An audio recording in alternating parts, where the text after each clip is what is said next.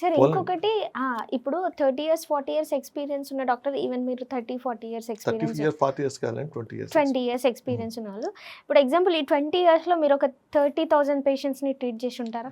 Count లేదు కానీ ఎక్కువ చేస్తుంటాం. మేబీ ఒక 40, బట్ 2-3 years వచ్చిన వాళ్ళు వాళ్ళ నేమింగ్ ఫేమింగ్ కోసం మేము ఒక 50,000 పేషెంట్స్ ని ట్రీట్ చేసాము అని చెప్పేసి ఇట్లాంటివి కూడా వస్తుంటాయి కదా, సో దాని గురించి మీ స్పందన ఏంటి? స్పందన ఏముందండి, పేషెంట్ హ్యాస్ టు రిలీజ్. కొంతమంది పొలిటీషియన్స్ చెప్తుంటారు కదా, నేను 90,000 బుక్స్ చదివేసాది అని. అది పొలిటీషియన్ కాబట్టి మనం జోక్యాలను నవ్వుకుంటాం. అదే డాక్టర్ కూడా కానీ బుక్స్ చదవడం పేషెంట్ ని ట్రీట్ చేయడం చాలా డిఫరెంట్. పేషెంట్స్ కూడా అర్థం చేసుకుంటారు. ఇప్పుడు కొంతమంది పొలిటీషియన్ చెప్తుంటారే రాష్ట్ర ప్రజలు గమనిస్తుంటారు, వాళ్ళకి చాలా విజ్ఞత ఉందని. అలాగా పేషెంట్స్ కూడా ఇప్పుడు అర్థమైపోయింది, ఎవరు రియలో ఎవరు ఆర్టిఫిషియల్, ఎవరు ఫేకో ఎవరు ట్రూ వాళ్ళకు కూడా అర్థమైపోయింది. సో పేషెంట్స్ కూడా మరీ ఇంకా అసలు చదువుకున్న వాళ్ళు పల్లెటూరు నుంచి వచ్చి అమాయకంగా ఉన్న వాళ్ళని అయితే వాళ్ళు మనం ఏం చేయలేం, కన్విన్స్ చేయలేం. కానీ చాలా మందికి అర్థమైపోయింది. ఇప్పుడు నౌ పేషెంట్స్ కూడా so intelligent, they go for window shopping. ఇప్పుడు నా దగ్గరికి వస్తారు, అంతా చెప్పినంత మెల్లగా ఫైల్ చేస్తారు. అప్పటికి 2-3 దగ్గర చూపించుకుంటారు. ఏంటంటే ఎవరు చూసారంటే చూసాను సార్, అందుకే వాళ్ళ దగ్గర నచ్చక మీ దగ్గర వచ్చాను. ముందే చెప్పారు సార్, మనం ఏం చెప్తామో విన్నాక అప్పుడు నేను స్కాన్ రాస్తుంటా కదా, మెల్లగా వచ్చి మెల్లగా స్కాన్ రిపోర్ట్ చేస్తాను. మరి ఎందుకంటే ముందే చెప్పొచ్చు కదంటే వాళ్ళకి they want to test doctors, ఈ డాక్టర్ కరెక్టా కదా. ఇలా పేషెంట్స్ కూడా చాలా ఇంటెలిజెంట్, అందరు పేషెంట్స్ అమాయకులు కదండి, కొంతమంది చాలా ఇంటెలిజెంట్ గా ఉంటారు. కొంతమంది ఇలా రికార్డ్ చేయడానికి ట్రై చేస్తుంటారు, సార్ ఆ డాక్టర్ చేశారు సార్ మంచి డాక్టర్ అని. ఇలాంటివి ఎందుకంటే ఇవన్నీ ఆల్ మెడికల్ లీగల్ ఇష్యూస్. ఇప్పుడు మనం పొరపాటున ఏంటంటే మీకు సరిగ్గా చేయదు అన్నాం అనుకోండి, అది రికార్డ్ చేసి అక్కడికి వెళ్ళి గొడవ చేస్తాం.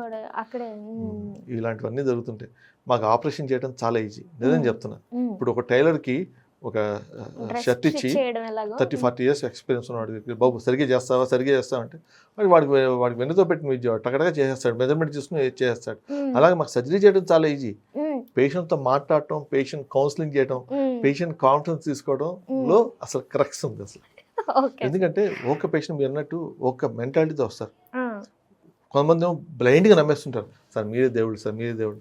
కొంతమంది అసలు ఈ డాక్టర్ ఎలాంటి వాడు, మీరు ఎక్కడ చేశారు సార్, మీ ఊరు ఏంటి, పర్సనల్ కూడా వెళ్తారు సార్ కొందరు. అదే ఇందాక నేను అందుకే క్వశ్చన్ రేజ్ చేశాను. అంటే depend upon their religion, location, background check చేసి వాళ్ళు ట్రస్ట్ చేస్తారు.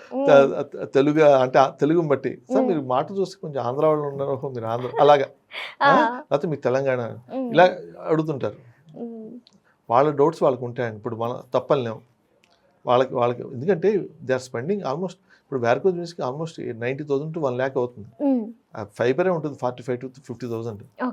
ఎవరైనా 40,000కి 50,000కి ఎంత తక్కువలో చేస్తున్నారంటే they are compromising on quality అని అర్థం చేసుకోవాలి. Very clear. అందుకనే సార్ కొంతమంది పేషెంట్స్ మనం ఒక ఎక్స్ అమౌంట్ చెప్తాం, సార్ మరి ఆయన ఇంకా తక్కువ చేస్తా అన్నాడు కదా అంటే యువర్ విష్ అని చెప్తాను. నేనైతే ఎంత తీసుకుంటాను, నేనేం ఫోర్స్ చేయట్లేదు, మీకు ఇష్టమైతే అక్కడ చేసుకోండి, ఇంతైతే అవుతుంది. మరి ఇన్సూరెన్స్ అయితే ఎంత అవుతుందండి, మరి 2 days ఉంటే ఎంత అవుతుందని అలాగే అడుగుతుంటారు చాలామంది. They want to test our patients. మనం ఇప్పుడు లూజ్ అవ్వకూడదు, అంటే వీఆర్ డాక్టర్స్. మనం పేషెంట్స్ సైకి కూడా అర్థం చేసుకుని వాళ్ళకి సరైన ట్రీట్మెంట్ ఇవ్వాలి. దానివల్ల పేషెంట్స్కి కాన్ఫిడెన్స్ డెవలప్ అవుతుంది డాక్టర్ మీద. తర్వాత కొంచెం ఇబ్బందులు ఉన్న వ్యారికోజ్ సర్జరీ చేసిన తర్వాత కూడా కొంతమందికి నొప్పులు ఉంటాయి, కొంతమందికి ఇంకేవో డిస్కంఫర్ట్ ఉంటాయి. వాళ్ళు ముందే ఎక్స్ప్లెయిన్ చేసి ఇలా ఉంటుంది అని ఎక్స్ప్లెయిన్ చేస్తే వాళ్ళకి ఏం ప్రాబ్లం ఉండదు. చాలామంది ఇప్పుడు ఉన్న న్యూ జనరేషన్ నెంబర్స్, మాకు ఈ మంత్లో ఎన్ని చేస్తాం, ఆ మంత్లో ఎన్ని చేస్తాం, దెన్ క్వాలిటీ తగ్గిపోతుంది. పేషెంట్కి గుర్తుంచుకోండి, ఆపరేషన్ ముందు ఎలా బిహేవ్ చేస్తామో పోస్ట్ ఆపరేషన్ తర్వాత కూడా అలాగే బిహేవ్ చేయాలి. చాలా మందికి ఏంటంటే ఇంకా అయిపోయింది వీళ్ళతో మాట్లాడేది ఉందని, they don't respond to their calls, లేకపోతే అసలు పట్టించుకోరు. అది పేషెంట్కి అదే చెప్తుంది కోర్టు కూడా, ఆపరేషన్ ముందు ఎలా బిహేవ్ చేసామో ఆపరేషన్ తర్వాత కూడా అలాగే బిహేవ్ చేయాలి పేషెంట్స్.